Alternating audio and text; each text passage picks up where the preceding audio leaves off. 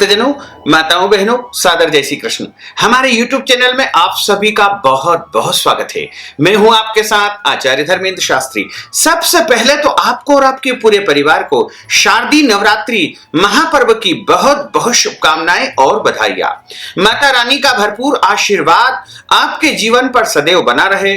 आप सभी स्वस्थ रहें, प्रसन्न रहे, व्यस्त रहे, मस्त रहे, उन्नति करे, प्रगति करे, आगे बढ़े तथा आपके जीवन में किसी भी प्रकार का कोई कष्ट और संकट नहीं आने पाए।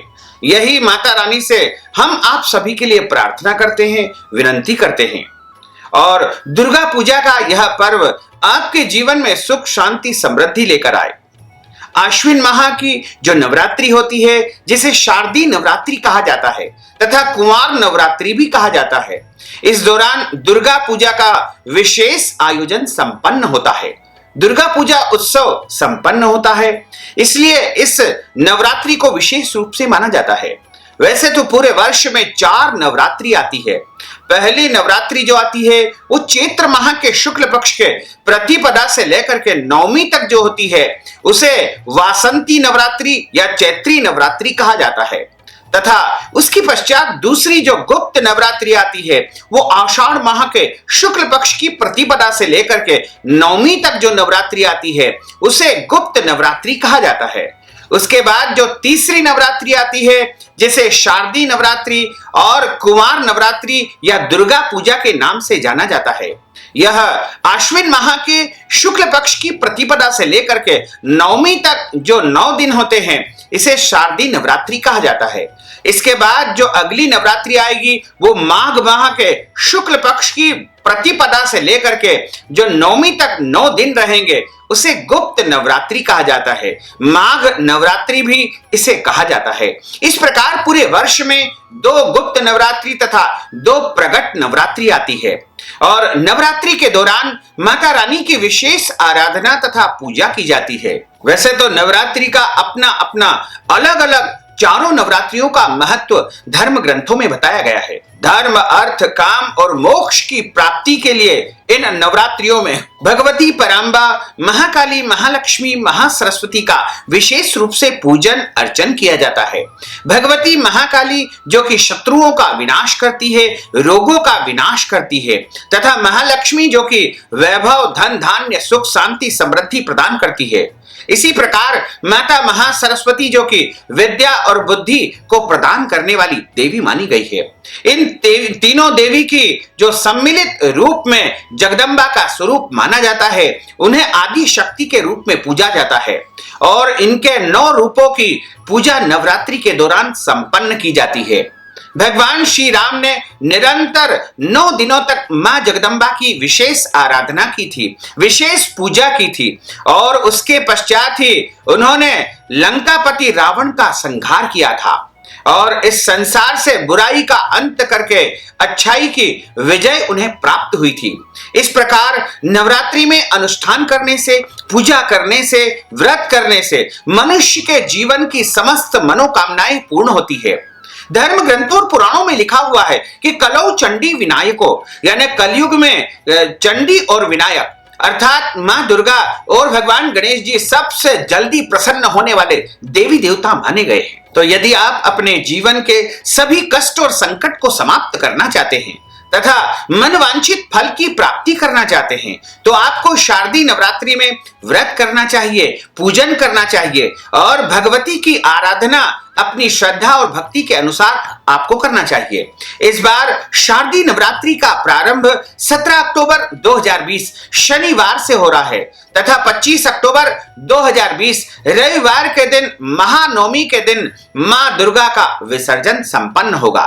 इस प्रकार 9 दिन की नवरात्रि रहेगी और मां जगदम्बा का आगमन वार के अनुसार होता है, यानी जिस वार के दिन नवरात्रि का प्रारंभ होगा उसके अनुसार माता रानी का वाहन होगा। इस बार शनिवार के दिन नवरात्रि का प्रारंभ हो रहा है, इसलिए मां जगदम्बा घोड़े की सवारी करके पृथ्वी पर आएगी और नवरात्रि का समापन यानी नवमी तिथि इस बार 25 अक्टूबर रविवार को है। इसलिए मां जगदम्बा भैंसा की सवारी करके पुनः अपने धाम को प्रस्थान करेगी। इस प्रकार निरंतर 9 दिनों तक नवरात्रि के दौरान भगवती जगदम्बा इस पृथ्वी पर निवास करती है तथा भक्तों की समस्त मनोकामनाओं को पूर्ण करती है। जो भक्तजन माताएं बहनें मां जगदम्बा की पूरी श्रद्धा से विश्वास से आराधना करते हैं, पूजा करते हैं, सेवा करते हैं, जप करते हैं, तप करते हैं या फिर पाठ करते हैं, तो निश्चय ही उनके जीवन के सभी कष्ट और संकट समाप्त हो जाते हैं तथा उनके जीवन की जो जो भी इच्छाएं होती है वह निश्चय ही मां जगदम्बा पूर्ण करती है। लेकिन सच्चे मन से की गई प्रार्थना भगवती अवश्य ही स्वीकार करती है। तो यदि आप अपने जीवन की इच्छाओं को पूर्ण करना चाहते हैं तो आपको नवरात्रि के दौरान पूजन करना चाहिए, व्रत करना चाहिए और मां जगदम्बा को प्रसन्न करने के लिए अनेक उपाय करना चाहिए। वैसे तो मां दुर्गा की आराधना 9 दिनों तक नवरात्रि तक करने का विधान है, लेकिन आप यदि पूरे 9 दिन या नवरात्रि करने में समर्थवान नहीं है, आपका शरीर साथ नहीं देता है या आप किसी कारणवश 9 दिनों तक निरंतर व्रत पूजा या अनुष्ठान नहीं कर पाते हैं, तो आप पहले दिन और आखिरी दिन भी मां की आराधना या माता के व्रत कर सकते हैं। इसी प्रकार आप चाहें तो 3 दिन का भी अनुष्ठान कर सकते हैं, 5 दिन का भी अनुष्ठान कर सकते हैं, 7 दिन का या 9 दिन का भी पूरा अनुष्ठान कर सकते हैं। यानी आपकी जैसी श्रद्धा हो, जैसा आपका शरीर साथ देता हो, उसी प्रकार आपको व्रत करना चाहिए तथा मां जगदम्बा की आराधना करना चाहिए। इसमें किसी भी प्रकार का कोई संशय नहीं है। तो यदि आप व्रत करना चाह रहे हैं, पूजन करना चाह रहे हैं, अनुष्ठान करना चाह रहे हैं या अन्य कोई भी मंत्रों का जाप करना चाह रहे हैं, तो आपको पहले दिन यानी 17 अक्टूबर को ब्रह्म मुहूर्त में स्नान करना है और स्नान करने के बाद में आपको शुद्ध वस्त्र धारण करना है। शुद्ध वस्त्र जब आप पहन लेते हैं तो उसके पश्चात आपको अपने बगैर धुले हुए कपड़ों को स्पर्श नहीं करना है, बगैर नहाए हुए व्यक्तियों को छूना नहीं है तथा जिन बिस्तरों पर आप सोए थे उनको भी आपको नहीं स्पर्श करना चाहिए। और उसके बाद आपको घट स्थापना और पूजन पाठ करके व्रत का संकल्प धारण करना चाहिए। आप जिस प्रकार व्रत करना चाहते हैं, जो अनुष्ठान आप करना चाहते हैं, उसका संकल्प आपको करना चाहिए, क्योंकि बिना संकल्प के कार्य सिद्धि नहीं होती है। यदि आप निष्काम भावना से भगवती की आराधना करते हैं तो उसमें संकल्प की आवश्यकता नहीं होती है। यदि आप सकाम भावना से मां जगदम्बा की आराधना करते हैं तो निश्चय ही आपको संकल्प करना चाहिए। निष्काम का अर्थ होता है हमारे मन में किसी भी प्रकार की कोई भी कामना नहीं है, जो मां को अच्छा लगे उसी प्रकार भगवती हमें वरदान दे सकती है।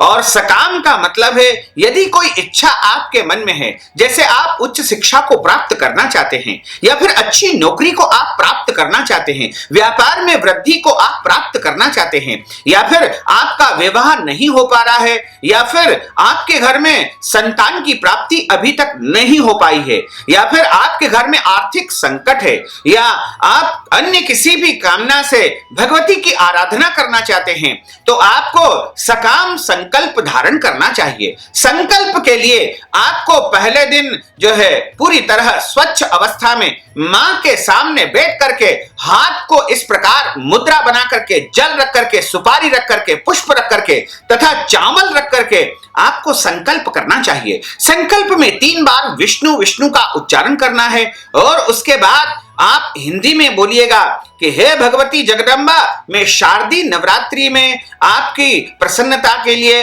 और मेरा नाम यह है, मेरा गोत्र यह है। इस प्रकार आप नाम गोत्र बोलने के बाद आप कहिएगा कि मैं आपकी प्रसन्नता के लिए व्रत करने जा रहा हूं। यदि आप 9 दिन का पूरा नवरात्रि का व्रत करने जा रहे हैं तो आपको उस प्रकार बोलना है। यदि आप नवरात्रि पूरे व्रत नहीं कर पाते हैं, 1 दिन का 4 दिन का, 5 दिन का, जितना भी आपको व्रत करना है उस संकल्प में आप उच्चारण करिएगा। और जो पाठ आप करने जा रहे हैं, यदि आप दुर्गा सप्तशती का पाठ करने जा रहे हैं, या फिर श्री सिद्ध कुंजी का स्तोत्रम का आप पाठ करने जा रहे हैं, या फिर देवी कवच का आप पाठ करने जा रहे हैं, या फिर आप अन्य कोई भी स्तोत्र मंत्रों का, दुर्गा चालीसा का या कोई भी मंत्रों का जाप करने जा रहे हैं, या नवार्ण मंत्र का आप जाप करने जा रहे हैं, या फिर आप राम रक्षा स्तोत्रम का पाठ करने जा रहे हैं, या अन्य कोई भी स्तोत्र का जप या पाठ यदि आप करने जा रहे हैं, तो उसका वर्णन आपको संकल्प में करना चाहिए। उसके बाद कहिएगा कि मेरी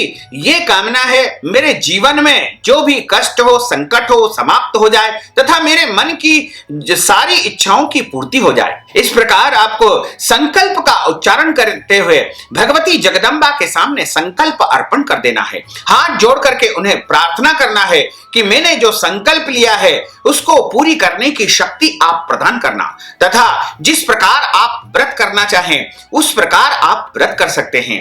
इस नवरात्रि में वैसे तो आपको पूर्णतः निराहार व्रत भी कर सकते हैं। यदि आप चाहें तो आपका शरीर यदि साथ देता है तो निर्जला व्रत भी कर सकते हैं। हालांकि निर्जला व्रत करना बहुत कठिन होता है, लेकिन यदि आपका शरीर साथ देता है तो ही आप करें, अन्यथा आप फलाहार लेकर व्रत करें। दोनों समय आप फलाहार कर सकते हैं, दूध या दूध से बनी मिठाई, या फिर आप फल का सेवन करके फलाहार कर सकते हैं। एक समय फलाहार कर सकते हैं, 2 समय फलाहार कर सकते हैं। यदि आप चाहें तो नमक वाला फलाहार भी कर सकते हैं, और नमक वाला फलाहार में आपको काली मिर्ची का उपयोग करना है तथा फलाहारी नमक का उपयोग करना है। सादे नमक का इसमें खाने पीने में उपयोग नहीं करना चाहिए, तथा आप फलाहार करते हैं तो उसमें हल्दी का उपयोग नहीं करना चाहिए। वैसे तो आजकल फलाहार के रूप में कई वस्तुओं का प्रयोग किया जाता है, लेकिन सबसे सर्वोत्तम फलाहार यदि बताया है तो वो दूध से बनी वस्तुएं, विशेष करके गाय के दूध से बनी वस्तुएं या फल से निर्मित वस्तुएं ही मुख्य रूप से फलाहार में ली गई है। अन्य जो भी फलाहारी वस्तु है जिनको शुद्ध और पवित्र आप मानते हैं, उनको फलाहार के रूप में आप उपयोग कर सकते हैं। यदि आप फलाहार करके व्रत नहीं कर सकते हैं तो आप एक समय भोजन करके, आप चाहें तो दोपहर में पूजा पाठ आरती आदि संपन्न करने के बाद आप माता को भोग लगा करके एक समय भोजन कर सकते हैं, या फिर आप चाहें तो दोपहर में फलाहार कर ले तथा शाम को पूजन पाठ संपन्न होने के बाद आप भोजन कर सकते हैं। यानी जैसा आपका शरीर साथ देता है उसी तरह आपको व्रत तथा अनुष्ठान करना चाहिए। आपत्ति काले मर्यादा नास्ति। यदि कोई माताएं बहनें रोगी है या फिर उनको कोई दवाई लेनी होती है तो वो दवाई ले सकती है निश्चिंत होकर के, और इस दौरान उनको खा पी करके यदि दवाई लेनी होती है तो भी वो फलाहार करके या अन्य शुद्ध वस्तुओं को सेवन करके व्रत का पालन करते हुए आप खा पी करके दवाई ले सकते हैं। इसी प्रकार जो माताएं बहनें यदि रजस्वला धर्म में आ जाती है तो उनको पूजन पाठ नहीं करना चाहिए, इस दौरान व्रत कर सकते हैं। यदि उन्होंने पूजन शुरू कर दिया है और बीच में उनका मासिक धर्म आ जाता है तो ऐसी स्थिति में वो पूजन पाठ बंद कर दे और किसी और के द्वारा पूजन संपन्न कराए तथा व्रत का पालन नियमित रूप से करती रहे। और यदि आपके परिवार में या आपके कुल में किसी का भी जन्म हो जाता है या किसी की मृत्यु हो जाती है तो आपके घर में सूतक लग जाता है, लेकिन आपने यदि अनुष्ठान का प्रारंभ कर चुके हैं, स्थापना कर चुके हैं और आप पूजन पाठ निरंतर कर रहे हैं तो आपको सूतक मान्य नहीं होगा। लेकिन आपके घर में पहले से ही सूतक लगा हुआ है तो आपको पूजन पाठ, स्थापना और व्रत आदि कर्म नहीं करना चाहिए। लेकिन पूजन शुरू होने के बाद, स्थापना होने के बाद यदि ऐसा कोई समाचार मिले जैसे जन्म का समाचार या मृत्यु का समाचार, तो ही आपको जो है सूतक नहीं लगेगा। इस बात से आप निश्चिंत रहें कि पूजन आरंभ होने के बाद, संकल्प होने के बाद सूतक मान्य नहीं होता है, चाहे वो जन्म का हो या मृत्यु का हो। लेकिन आपको ध्यान ये रखना है कि जिनके घर में सूतक लगा है, यानी जिनके घर में बच्चे का जन्म हुआ है या किसी की मृत्यु हुई है, उनके घर में अनुष्ठानकर्ता को नहीं जाना चाहिए तथा उनसे संबंधित या उनको छूने वाले या उनके परिवार के या उस घर के व्यक्ति को स्पर्श नहीं करना चाहिए। इस प्रकार आप नवरात्रि का पालन कर सकते हैं। वैसे तो नवरात्रि इसे कहा गया है, लेकिन आप यदि चाहें तो 9 दिन तक लगातार व्रत करते हुए 9वें दिन व्रत को खोल सकते हैं। लेकिन यदि आपके घर में सप्तमी के दिन कुलदेवी का पूजन होता है, या अष्टमी के दिन कुलदेवी का पूजन होता है, या नवमी के दिन भी कुलदेवी का पूजन होता है, तो कुलदेवी का पूजन करके उनके प्रसाद के रूप में भी आप भोजन ग्रहण कर सकते हैं। इसमें कोई दोष नहीं है, कोई संशय नहीं है। लेकिन आप के घर में इस प्रकार की कोई व्यवस्था नहीं है तो आप नवरात्रि पूरे व्रत करने के बाद 10वें दिन ही व्रत खोले। यानी नवरात्रि का अर्थ होता है कि नवरात्रि पूरी होने के बाद 10वें दिन व्रत का समापन करना चाहिए, उसी को नवरात्रि कहा गया है। इसी प्रकार नवरात्रि निरंतर पूजन अर्चन करने के बाद 10वें दिन ही विसर्जन होना चाहिए। इसी प्रकार नवरात्रि का जो विसर्जन है वो 10वें दिन ही संपन्न करना चाहिए। वैसे तो विसर्जन का कार्य अष्टमी के दिन भी कर सकते हैं, नवमी के दिन भी कर सकते हैं, दशमी के दिन भी कर सकते हैं, लेकिन आप पूरी नवरात्रि का संपूर्ण फल प्राप्त करना चाहते हैं तो आपको 10वें दिन विसर्जन करना चाहिए। वैसे तो कई जगह पर शरद पूर्णिमा तक निरंतर आयोजन होते रहते हैं, लेकिन आपको 10वीं के दिन तक विसर्जन कार्य संपन्न कर लेना चाहिए। 17 अक्टूबर को यदि आप घट स्थापना करने जा रहे हैं तो घट स्थापना का, कलश स्थापना का जो सबसे सर्वोत्तम मुहूर्त रहेगा, प्रातः 7:30 बजे से लेकर के 9 बजे तक पहला मुहूर्त प्रारंभ होगा। उसके बाद दोपहर अभिजीत मुहूर्त आएगा। अभिजीत मुहूर्त जो कि मध्याह्न काल में आता है, उसका समय रहेगा 17 अक्टूबर को दोपहर 12 बजे से लेकर के 12:46 तक अभिजीत मुहूर्त रहेगा। तथा इसके बाद जो मुहूर्त रहेगा वो चौघड़िया के अनुसार 12 बजे से प्रारंभ होकर के 4:30 बजे शाम तक रहेगा। उसके बाद अगला जो शाम का मुहूर्त रहेगा, जो कि शाम को सूर्यास्त के बाद यानी 6 बजे से लेकर के 7:30 बजे तक का भी मुहूर्त रहेगा। तथा रात्रि का जो मुहूर्त है वो 9 बजे से लेकर के रात 12 बजे तक रहेगा। चूंकि नवरात्रि में रात्रि में पूजन करने का भी विशेष विधान होता है, इसलिए आप नवरात्रि की स्थापना का कार्य दिन के अलावा रात्रि में भी कर सकते हैं, दिन में भी कर सकते हैं, या फिर आपके पास दिन में समय नहीं है तो आप रात में भी कर सकते हैं। इसमें कोई दोष नहीं है, कोई संशय नहीं है। मां जगदम्बा की पूजा नवरात्रि के दौरान अहर्निशम करने का विधान है। अहर्निशम का अर्थ होता है 24 घंटे मां की आराधना, पूजा, सेवा आप कर सकते हैं। इसमें किसी भी प्रकार का कोई संशय नहीं है। यदि आप नवरात्रि व्रत का संकल्प करते हैं, नवरात्रि का व्रत या पूजन का संकल्प करते हैं, या फिर अनुष्ठान करते हैं आप, या फिर किसी भी मंत्र का कोई जाप करते हैं, तो आपको कुछ विशेष नियम पालन करना बहुत आवश्यक होंगे, क्योंकि अनुष्ठान के दौरान कई प्रकार के नियम पालन करने होते हैं, तभी अनुष्ठान का संपूर्ण फल भक्तों को प्राप्त होता है। वैसे तो भक्त श्रद्धा और भक्ति के साथ में मां की आराधना अपनी ज्ञान व स्मृति के अनुसार कर सकते हैं, लेकिन विधि विधान और नियम के अनुसार यदि करेंगे तो और भी अति उत्तम रहेगा। तो मां जगदम्बा की आराधना यदि आप करने जा रहे हैं या व्रत का पालन करने जा रहे हैं तो आपको व्रत के दौरान यानी ब्रह्म मुहूर्त में उठना चाहिए। सूर्योदय और सूर्यास्त के समय सोना नहीं चाहिए। प्रातःकाल जल्दी उठ करके स्नान कर लेना चाहिए तथा अपने घर के देवी देवताओं का पूजन करके सूर्य भगवान को जल चढ़ा करके मां जगदम्बा की आराधना और पूजन आपको संपन्न करनी चाहिए। तथा व्रत के दौरान आपको लहसुन, प्याज, मांस, मदिरा या अभक्ष भक्षण का सेवन नहीं करना चाहिए। यानी इस प्रकार की जो वस्तुएं होती है उनको घर में उपयोग भी नहीं करना चाहिए और उनका सेवन भी नहीं करना चाहिए। और पति पत्नी को जो विवाहित दंपत्ति होते हैं उनको नवरात्रि के दौरान पूरी 9 रात्रि तक ब्रह्मचर्य व्रत का पालन करना चाहिए, यानी एक दूसरे से दूरी बना करके रखना चाहिए।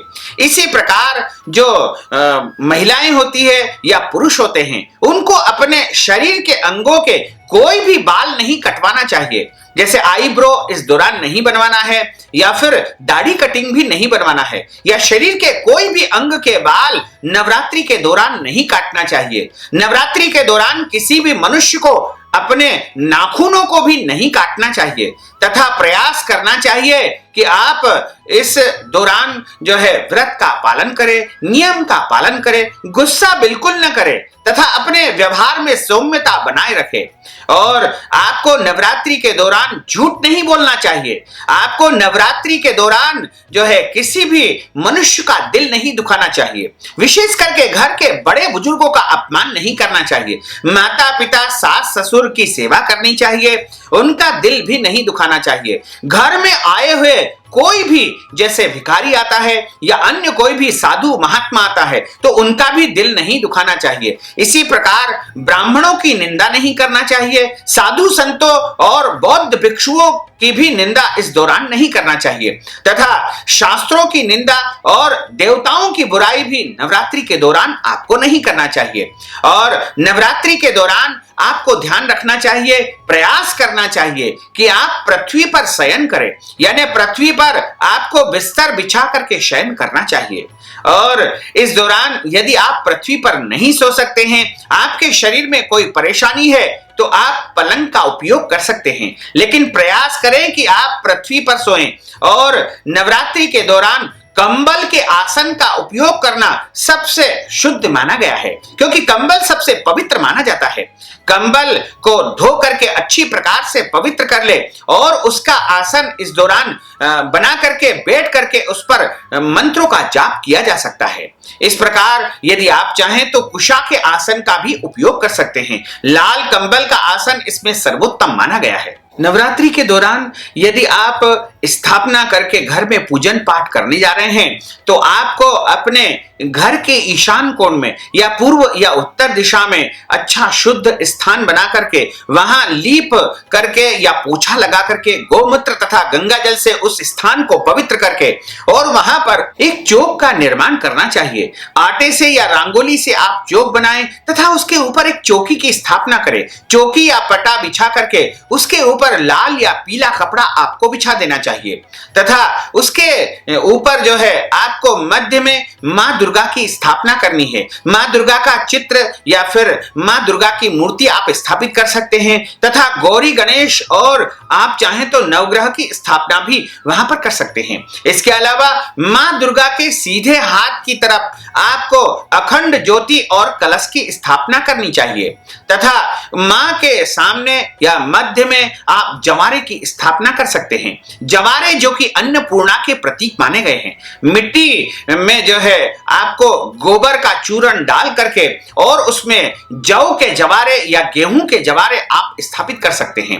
और सबसे पहले भगवान गौरी गणेश का पूजन करना होगा, कलश का पूजन करना होगा, तथा मां जगदंबा का आपको पूजन करना है, जवारे का पूजन करना है, अखंड ज्योति का पूजन करना है, और उसके बाद आपको नियमित रूप से एक न एक कन्या का पूजन करना है, तथा ब्राह्मण का भी पूजन करना चाहिए। और यदि यह सब नहीं मिल पाए तो उनके निमित्त आप दान पुण्य कर सकते हैं। और प्रत्येक दिन नवरात्रि में आप कोई भी मंत्र का जाप करें। दुर्गा सप्तशती का आप पाठ कर सकते हैं, लेकिन ध्यान रखिएगा कि दुर्गा सप्तशती का यदि आप संस्कृत में पाठ करते हैं तो पूर्णतः शुद्ध उच्चारण आपको करना चाहिए, अन्यथा विपरीत फल भी आपको मिल सकता है। इसलिए आप दुर्गा पाठ में परम सावधानी का उपयोग करें। और यदि आप चाहें तो हिंदी में पाठ कर सकते हैं, या अन्य मां के स्तोत्रों का पाठ कर सकते हैं, या मंत्रों का जाप कर सकते हैं। अलग अलग कामनाओं की सिद्धि के लिए अलग अलग मंत्रों का जाप तथा पाठ करना सर्वोत्तम फलकारी नवरात्रि में माना गया है। प्रातः समय आपको पूजन अर्चन पाठ संपन्न कर लेना चाहिए, तथा रात्रि के समय आपको भगवती की पूजा अर्चना करके और उनकी आरती करना चाहिए। यदि आपके पास में प्रातःकालीन वेला में समय नहीं होता है तो शाम को सूर्यास्त के बाद भी आप पाठ पूजन करके आरती करके माता को भोग लगा करके आप स्वयं प्रसाद के रूप में फलाहार भोजन आदि ग्रहण कर सकते हैं। इस प्रकार आपको निर्धारित समय पर निर्धारित विधि के अनुसार पूजन पाठ नियमित रूप से संपन्न करना चाहिए। यदि आप स्वयं अपने निमित्त पाठ पूजन नहीं संपन्न कर सकते हैं तो आप अपना नाम गोत्र बता करके और हमें भी निर्धारित दक्षिणा प्रदान करके अपने लिए दुर्गा सप्तशती का पाठ या अन्य मंत्रों का जाप हमारे द्वारा कर सकते हैं। यहाँ पर हम जो है आपके निमित्त ब्राह्मण की व्यवस्था करके उनसे मंत्रों का जाप तथा पाठ आपके नाम गोत्र से संपन्न करवा देंगे। तो यदि आप इस विषय में अधिक जानकारी चाहते हैं तो हमारे फोन नंबर से यहाँ पर दिए हुए हैं, उनसे आप हमसे चर्चा कर सकते हैं और नवरात्रि के दौरान आपके लिए यहाँ पर अनुष्ठान संपन्न हो जाएगा। दुर्गा सप्तशती में बताया है कि माँ के 9 रूप होते हैं और 9 रूपों की अलग अलग प्रकार से अलग अलग वस्तुओं के भोग लगा करके उनकी पूजा की जाती है। प्रथमम शैलपुत्री च, द्वितीयम ब्रह्मचारिणी, तृतीयम चंद्रघंटेति, कूष्मांडेति चतुर्थकम, पंचमम स्कंदमातेति, षष्ठम कात्यायनीति च, सप्तमम कालरात्रीति, महागौरीति चाष्टमम, नवमम सिद्धिदात्री च, नवदुर्गा प्रकीर्तिताः। इस प्रकार भगवती पराम्बा के 9 रूप देवी भागवत में बताए गए हैं और इन 9 रूपों की अलग अलग दिन अलग अलग विधान से पूजा संपन्न होती है। तो यदि आप भगवती के इन 9 रूपों की आराधना करना चाहते हैं, क्योंकि अलग अलग देवी की आराधना करने का फल भी अलग अलग प्राप्त होता है, तो यदि आप पहले दिन यानी 17 अक्टूबर को मां भगवती के पहले रूप की पूजा करते हैं तो शैलपुत्री माता का पूजन आपको करना होगा तथा उनको गाय का घी सबसे प्रिय होता है और मां शैलपुत्री का पूजन करने से उत्तम स्वास्थ्य रहता है, मनुष्य निरोगी रहता है। उत्तम स्वास्थ्य के साथ साथ उसका जो है शरीर में सौंदर्य की प्राप्ति होती है। और उसके बाद 18 अक्टूबर यानी दूसरे दिन की अधिष्ठात्री जो देवी होगी उनका नाम होगा ब्रह्मचारिणी देवी। ब्रह्मचारिणी देवी को जो है शक्कर का भोग लगाया जाता है। ब्रह्मचारिणी देवी का पूजन करने से जो है आपको अद्भुत विद्या और बुद्धि की प्राप्ति होगी और आपका मानसिक विकास होगा, आपके निर्णय लेने की क्षमता का विकास होगा। इसके बाद तीसरे दिन की अधिष्ठात्री जो देवी होगी 19 अक्टूबर को मां चंद्रघंटा का पूजन किया जाएगा। मां चंद्रघंटा को दूध की मिठाई या खीर का भोग लगा करके इनका पूजन अर्चन संपन्न किया जाता है। मां चंद्रघंटा का पूजन करने से समस्त शत्रुओं का विनाश होता है तथा दुख और संकट आपके समाप्त हो जाएंगे। यदि आप 20 अक्टूबर को मां कुष्मांडा का पूजन करना चाह रहे हैं तो आपको मालपुए का भोग मां कुष्मांडा को लगाना चाहिए। मां कुष्मांडा के पूजन करने से बल, बुद्धि और यश की प्राप्ति होती है तथा जीवन का विकास होता है। मनुष्य उत्तरोत्तर प्रगति तथा उन्नति को प्राप्त करता है। इसके बाद 5वें दिन की अधिष्ठात्री देवी स्कंद माता का पूजन 21 अक्टूबर को किया जाएगा। स्कंद माता को केले का भोग लगाया जाता है। निरोगी काया के लिए तथा संतान की प्राप्ति के लिए भी स्कंद माता का विशेष पूजन अर्चन करना चाहिए। उसके बाद 22 अक्टूबर को मां कात्यायनी का पूजन किया जाएगा। विवाह योग्य वर वधुओं को मां कात्यायनी का पूजन करना चाहिए। मां कात्यायनी का पूजन करने से आकर्षण तथा आपके नवरात्रि के 6ठे दिन की अधिष्ठात्री देवी मां कात्यायनी होती है और मां कात्यायनी का पूजन करने से आपका जो है आकर्षण बढ़ेगा, आपका प्रभाव बढ़ेगा। इसी के साथ में विवाह योग्य वर वधुओं को उनकी प्राप्ति हो जाएगी, यानी उनकी इच्छाएं पूर्ण हो जाएगी। शीघ्र विवाह के लिए मां कात्यायनी का विशेष पूजन अर्चन करना चाहिए। मां कात्यायनी को शहद का नैवेद्यम लगा करके और उनकी प्रार्थना करनी चाहिए। इसके बाद जो है 23 अक्टूबर को 7वें दिन की अधिष्ठात्री देवी मां कालरात्रि का पूजन किया जाएगा। कालरात्रि का पूजन करने से समस्त शत्रुओं से जो है या फिर रोगों से मुक्ति प्राप्त होती है, यानी जीवन के सारे कष्ट और संकट समाप्त हो जाते हैं। और मां कालरात्रि को आपको गुड़ का भोग लगाना चाहिए। इसी प्रकार चूंकि सप्तमी के बाद जो है अष्टमी का उस दिन पूजन होगा और कुल देवी का पूजन भी 23 अक्टूबर को ही संपन्न होगा। अतः 23 अक्टूबर को सप्तम दिन की अधिष्ठात्री देवी मां कालरात्रि का पूजन होगा और उसके बाद आपको उसी दिन महागौरी देवी का भी पूजन करना चाहिए, क्योंकि अष्टमी तिथि भी उसी दिन लग रही है। इसलिए महागौरी का पूजन भी 23 अक्टूबर को ही संपन्न होगा। यानी 7वें दिन की अधिष्ठात्री देवी कालरात्रि का पूजन 23 अक्टूबर को होगा। वहीं 8वें दिन की यानी अष्टमी की जो देवी होगी महागौरी, उनका पूजन भी 23 अक्टूबर को होगा।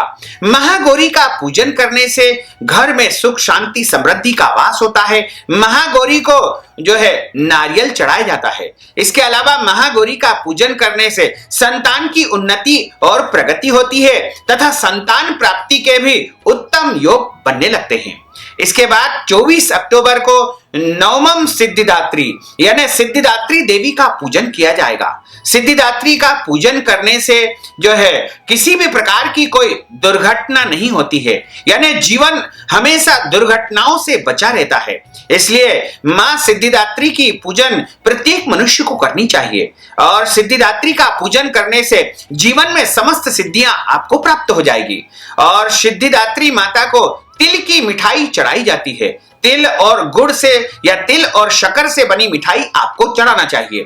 यदि मिठाई आप नहीं चढ़ा सकते हैं तो केवल तिल भी मां को अर्पण कर सकते हैं।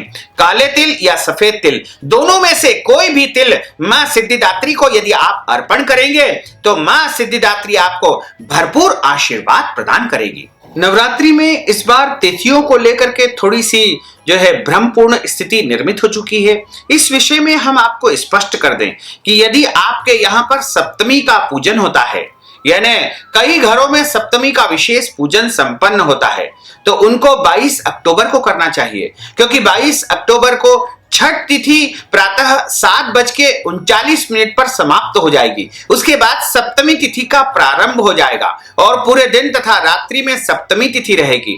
इसलिए चूंकि नवरात्रि में उदयकालीन तिथि के अलावा रात्रिकालीन तिथि को देखा जाता है, क्योंकि रात्रि के समय विशेष पूजन अर्चन संपन्न होता है, तो यदि आपके घर परिवार में सप्तमी का पूजन संपन्न होता है तो आपको 22 अक्टूबर को यानी गुरुवार के दिन सप्तमी का पूजन संपन्न करना चाहिए। वहीं आपके घर में कुल देवी का यानी दुर्गा अष्टमी का पूजन संपन्न होता है तो आपको 23 अक्टूबर को ही जो है कुल देवी का पूजन करना चाहिए। क्योंकि 23 अक्टूबर शुक्रवार को सप्तमी तिथि जो है प्रातः 6:56 पर समाप्त हो जाएगी। उसके बाद अष्टमी तिथि का प्रारंभ हो जाएगा। इसलिए आपको 23 अक्टूबर को ही कुल देवी का पूजन अर्चन संपन्न करना चाहिए। इसी प्रकार यदि आपके घर में नवमी का पूजन संपन्न होता है तो आपको जो है 24 अक्टूबर को ही नवमी का पूजन करना चाहिए। क्योंकि 24 अक्टूबर को अष्टमी तिथि प्रातः 6:58 पर समाप्त हो जाएगी। उसके बाद से नवमी तिथि लग जाएगी। इसलिए आपको नवमी का पूजन अर्चन 24 अक्टूबर के बाद जो है करना चाहिए और 24 अक्टूबर को ही आपको संपन्न करना चाहिए।